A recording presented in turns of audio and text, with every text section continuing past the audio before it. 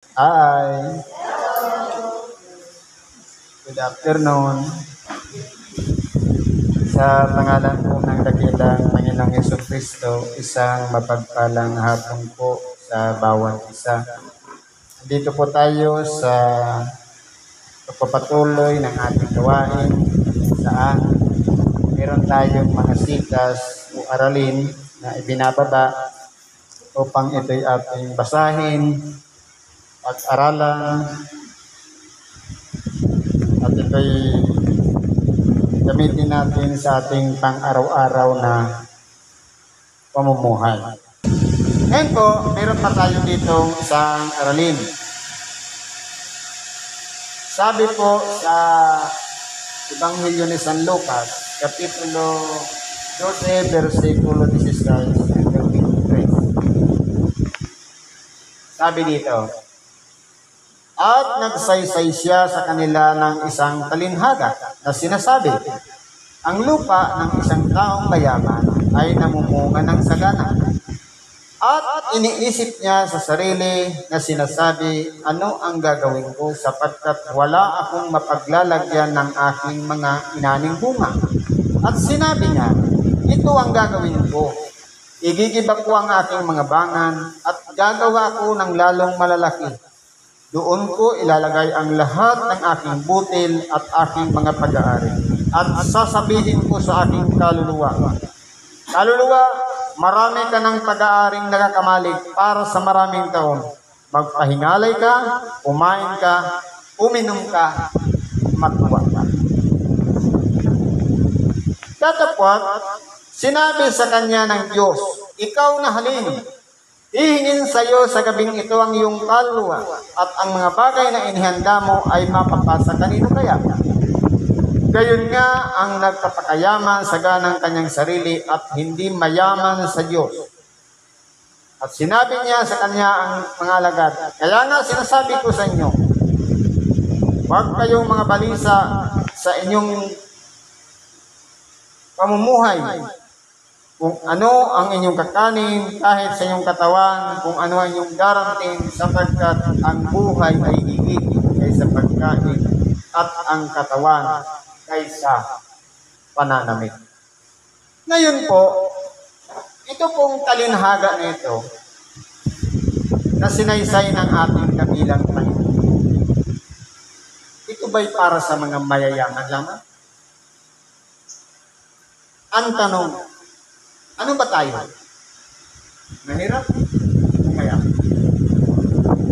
Pag sinabi ko kasing mayaman, ito yung taong tawag sa taong marami siyang pang-aari. Kahit tayo'y kapuspalan, sama rin tayo sa mayaman. Mayaman tayo sa anak. Mayaman tayo sa gamitan, sa kakasyapi. Mayaman tayo sa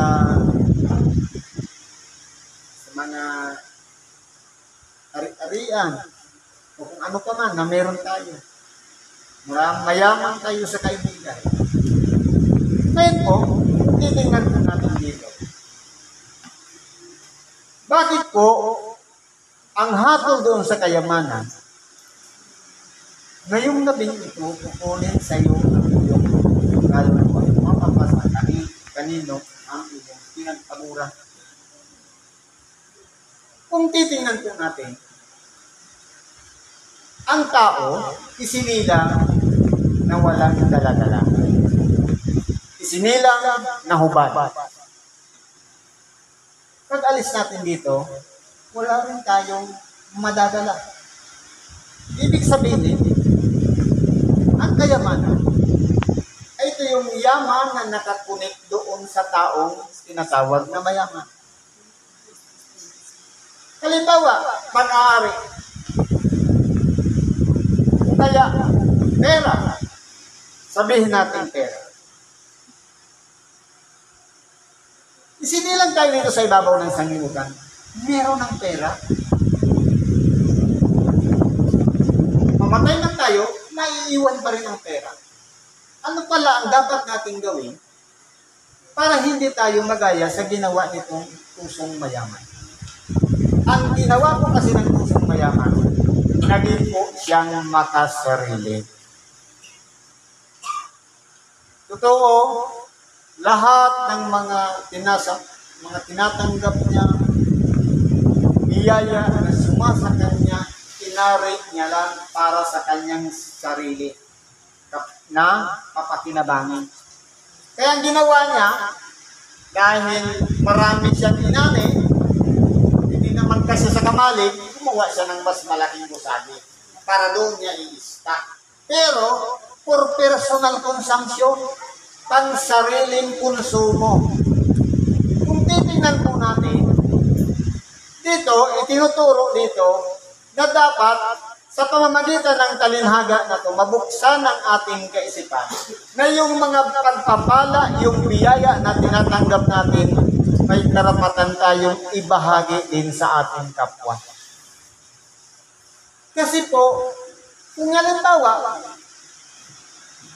hindi natin tinutulungan yung ating kapwa, hindi tayo marunong mahabag para sa kanila.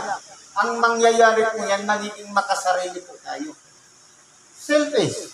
Sabi nga. Kaya kung halimbawa, katulad na lang ng paglilimo, nakita mo, pwede mo naman sanang dukutin yung 10 piso mo para ibigay doon para sa paglilimo. Hindi ka pa makapag-decide. Kakapiraso lang yan na salamin. Nagdadalawang isip ka pa kung ibibigay mo ba o hindi. Bakit po? Eh, takot ka. Na kapag binigay mo, baka ibili ng nangiyos eh. Ang sigarilyo. Nauna pa kasi yung paghatol, isa sa paggawa ng mabuti. Kaya kung titingnan po natin dito, yung ginawa ng mayaman, ang ginawa niya, in preparation lang para sa kanyang sariling pamumuhay, na pwede niya man sanang ibahagi sa kanyang kapwa. Sabi nga, huwag kayong mag-impok ng kayamanan dito sa lupa. Ano po yung kayamanan dito sa lupa? Ito yung mga nakikita ng ating mga mata. Pera, mga ari-arian, lupain, yan po yung mga kayamanan natin. Na hindi natin yan madadala. Sabi nga, mga impok kayo ng kayamanan doon sa langit. Ibig sabihin, sa pamamagitan ng paggawa natin ng kabutihan, na yung mga lumalabis na biyaya natin tinatanggap, ibabahagi natin doon sa mga kapuspalad, doon sa mga mahihirap, doon sa mga walang kaya, nag-i-impok po tayo ng kayamanan sa langit. Lalong-lalo na kung ang binibigyan natin, walang sukat ikaganti para ibalik sa atin yung ibinigay natin. Recorded po yun. Kaya mangyayari po dyan, sa pagbabalik na pagkabuhay muli ng mga patay, nandoon po yung inimpok natin, yung reward natin, makikita natin yung naka-record lahat yun sa aklat ng buhay. Ibig sabihin, okay lang pala mabuhay ka dito sa ibabaw ng sanglibutan, nakapuspalad ka, walang-wala ka. Ang mahalaga, sagana ka sa pagbibigay, sa pagtulong sa kapwa. Dahil po, umalis ka man dito sa ibabaw ng sanglibutan, ang mahalaga po doon, marami kang natutunan, marami kang naibahagi, na bagamat oras lang, ipinagkatiwala mo sa iyong kapwa, na sinamahan mo siya para magpadoktor, malaking bagay mo yun. Na dapat sana nagpapahinga ka sa loob ng bahay para lamang makasakay siya sa tricycle papunta ng hospital, sinamahan mo. Pag-impok na po yun ng kayamanan sa langit. Nagbigay tayo ng oras o panahon. Lalong-lalo na siguro kung financial yan ibinigay natin. Na kapag binigay natin, hindi na tayo nag-aangat na ibalik pa yun sa atin. Kaya kung hindi na po natin dito, yung mayaman, hindi siya nagalak sa kanyang bangan lang. Kundi, nag-provide pa ng mas malaki. Okay lang sana kung nag-provide siya ng mas malaki, kung plano lang, ang problema, tinuturo niya.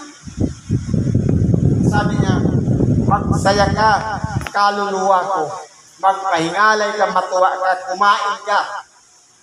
Ngayon, hindi natin alam ang sukat ng ating buhay. Kapag namatay handaan natin. Yung mga savings natin, mapapasaan kaya yun? Sabi kanina ni Brad, yung insurance, pakikinabangan lang yun ng ating mapag-iiwanan.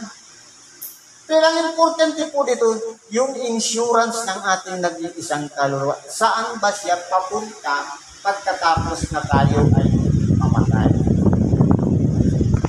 Ngayon, isisiguro natin, yan ba'y pupunta doon sa walang hanggang buhay, sa piling ng Diyos, walang hanggang buhay doon sa sakripisyo, sa dagat-dagat ng apoy o impyerno. Kaya po, kung titingnan po natin dito, napakalawak ng sanglibutan. Hanggat kaya nating tumulong sa ating kapwa, yun ang pinakamagandang gawin natin, huwag na nating gawin o gayahin itong mayaman na sumasagana nga ang kanyang ani, pero sa sariling kapakinabangan na lang inilalaan at wala sa puwan o sa isip niya na bigyan man lamang ng pagkakataon, maalala niya yung mga nakapaligid sa kanya para tulungan niya, bahaginan niya ng pagpapalang tinatanggap niya, kundi sinarili lang. Kaya ang nangyari po, yung iniwan niya, mapapasa kanino talaga yan. Kaya po kung titingnan po natin, tinuturuan tayo dito ng ating dakilang Panginoon na maging satisfied sa lahat ng ating mga tinatanggap sa pang-araw-araw. Dapat solve na tayo din. Pagkakain lang tayo ng 3 ulit sa maghapon, okay na.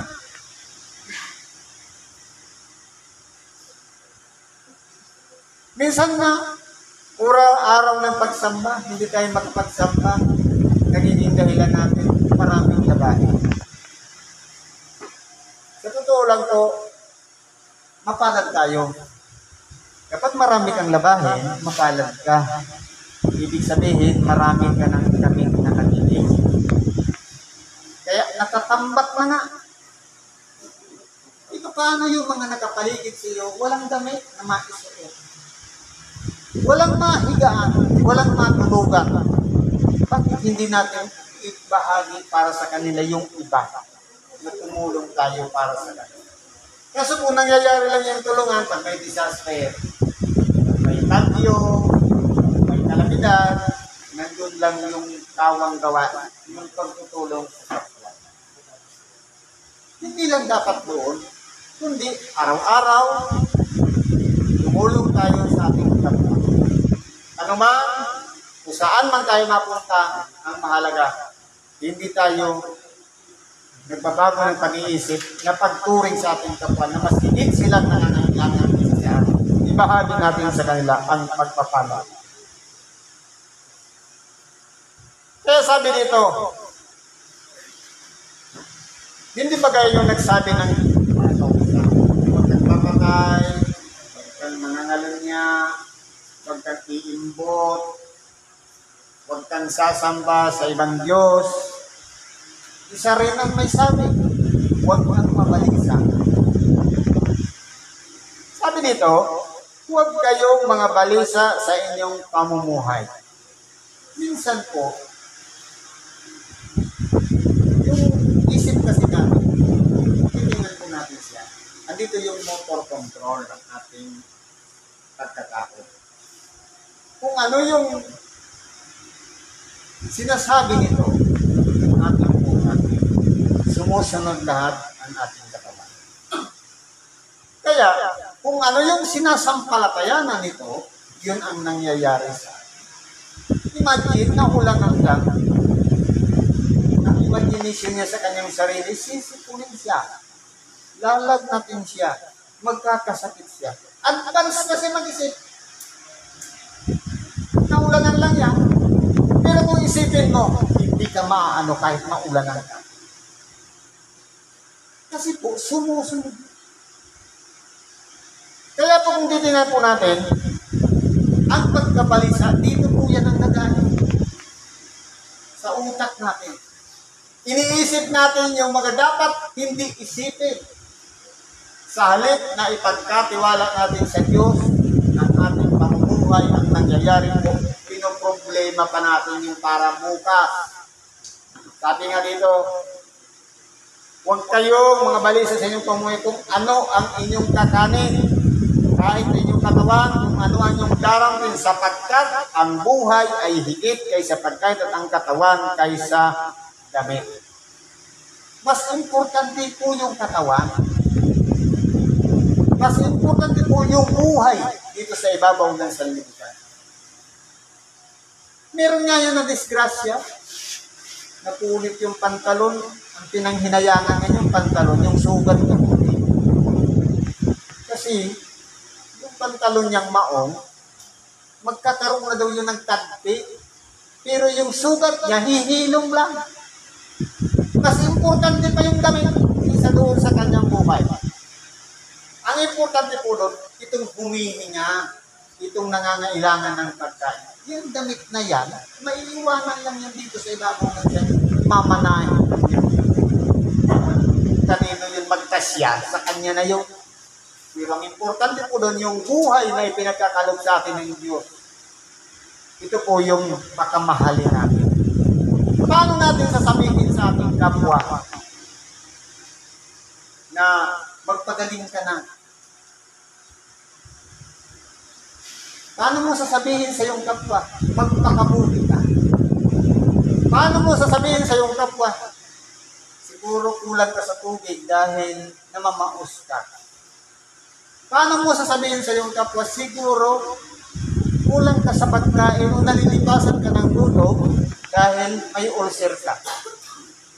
Ngayon, hindi mo yan magagawa na sasabihin sa iyong kapwa kasi uunahin mo muna ang iyong sarili. Sabi nga, ibigin mo ang iyong kapwa katulad ng iyong sarili. Kung ano ang trato mo sa iyong sariling pamumuhay, maituturo mo rin yan sa iba. Kung halimbawa,